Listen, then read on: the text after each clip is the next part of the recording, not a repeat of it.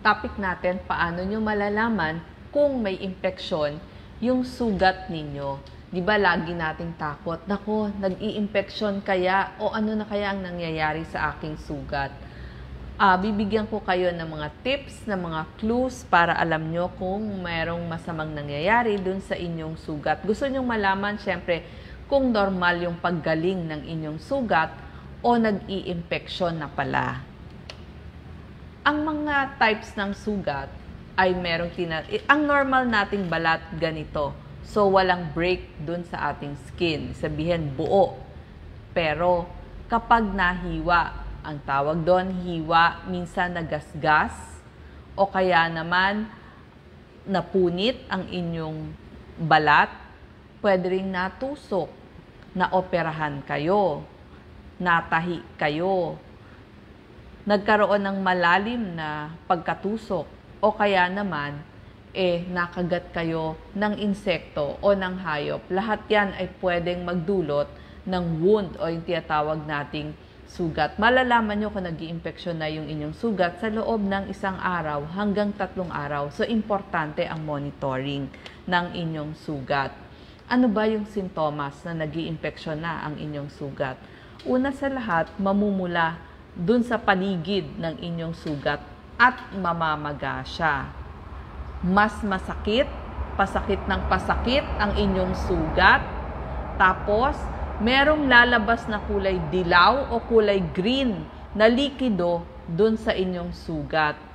Makikita nyo rin kung nagkakalangib, lumalaki yung langib dun sa paligid ng sugat ninyo. At pag hinawakan nyo yung gilid ng inyong sugat, mainit yan. Pasakit ng pasakit, palaki ng palaki yung maga, at may maaamoy kayo na parang amoy nabubulok, parang amoy ammonia. So, may mabahong amoy na lalabas dun sa inyong sugat. Parang nilalagnat kayo, senyales din yon. Lagnat, panginginig, pagsusuka, parang nahihilo, nausea, o kaya wala kayong lakas, lalo na sa ating mga seniors o yung mga diabetic, kasi risk factor yan ng pagkakaroon ng impeksyon ng inyong sugat. Kapag mainit din dun sa tabing ng inyong sugat, dapat gagaling itong mga sintomas na to sa loob ng 10 araw. So kapag hindi gumagaling ang inyong sugat sa loob ng 10 araw, o dun sa mga senyales na sinabi ko, katulad ng paglalagnat, bumalik agad kayo sa inyong doktor para siya na ang tumingin dun sa inyong sugat kung start na ang infection. Pero meron kayong magagawa para ma-prevent ang pag-infeksyon ng inyong sugat. Kailangan lamang may presence of mind kayo, o ibig sabihin mabilis kayong mag-isip at magdesisyon kung dadalihin agad sa doktor.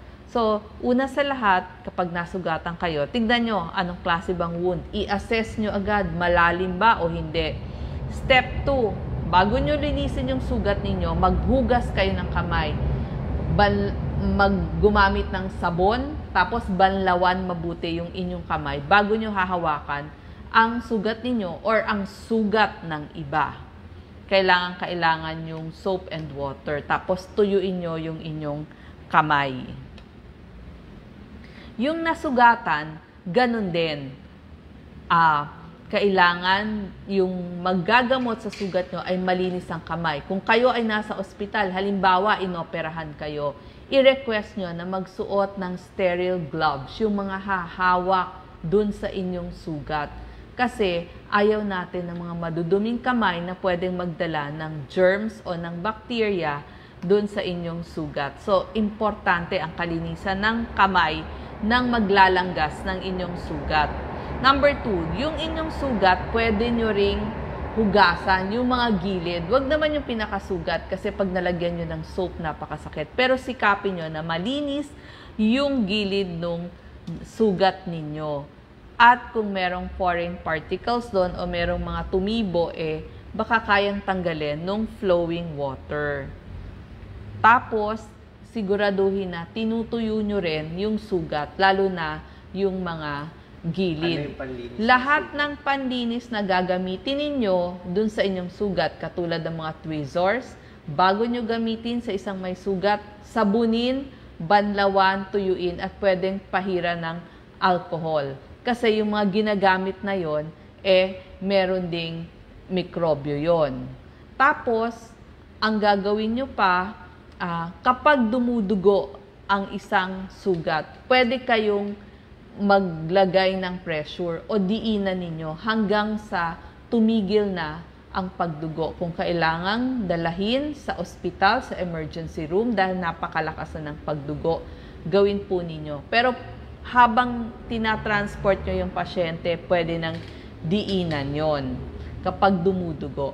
Kuha lang kayo ng malinis na tela o gasa at itakip nyo dun sa diinan yung lugar ng pagdugo.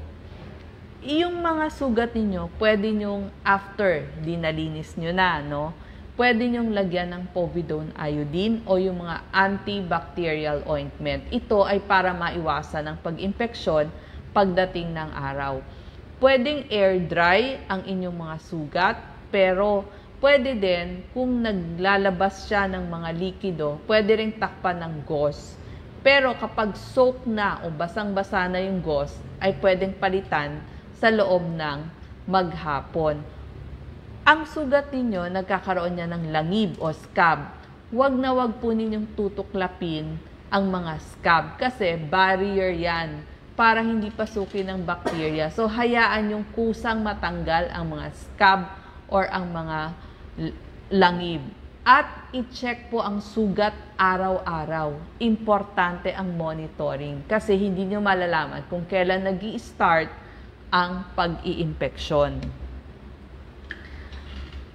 Meron ding mga paraan para mabilis gumaling ang ating mga sugat. Ano yung gamutan? Kailangan, kapag malaki na ang hiwa, kailangan ipatahi sa doktor. Pero kung maliliit lang yung mga hiwa, pwede naman yung mga strips.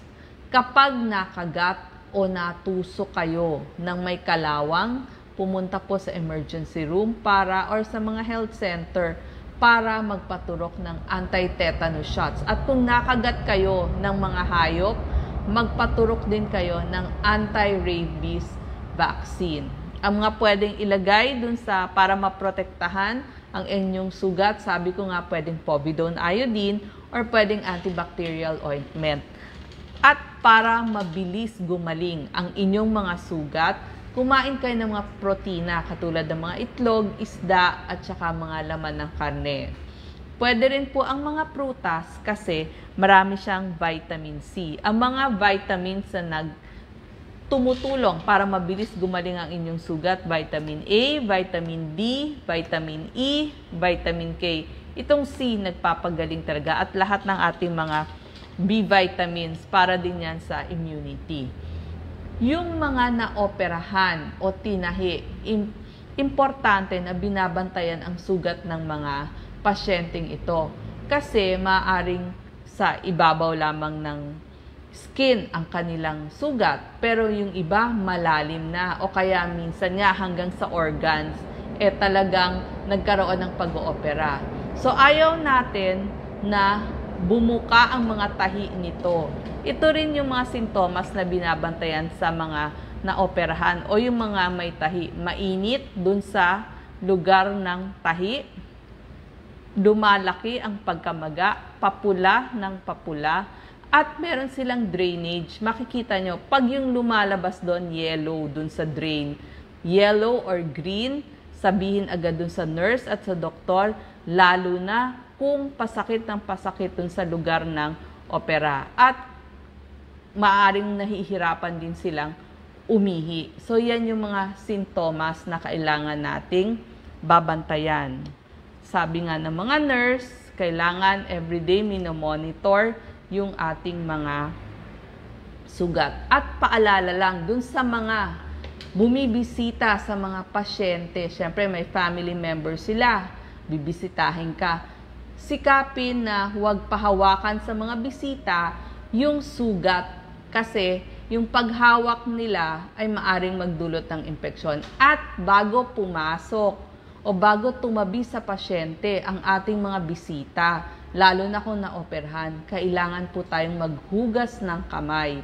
Kasi ang mga bakterya ay pwede nating mailipat doon sa pasyente. So bago pumasok, dumalaw ang ating mga kamag-anak, paghugasin muna sila ng kamay. So sana po itong mga simpleng paalala lang nagkasugat, pero lahat tayo magkakasugat. Kaya gusto ko gumaling agad at wag magka-impeksyon ng inyong sugat. Maraming salamat po. Paano panlinis ng sugat? Soap and water lang ang unang panlinis ng sugat. Tapos lalagyan nyo po ng povidone iodine o kaya naman ng mga antibacterial ointment na nabibili over the counter sa inyong mga botika. Any soap? Mild soap lang po. Lahat po ng ginagamit natin sa ating katawan, yun po ang gagamitin natin panghugas doon sa ating sugat.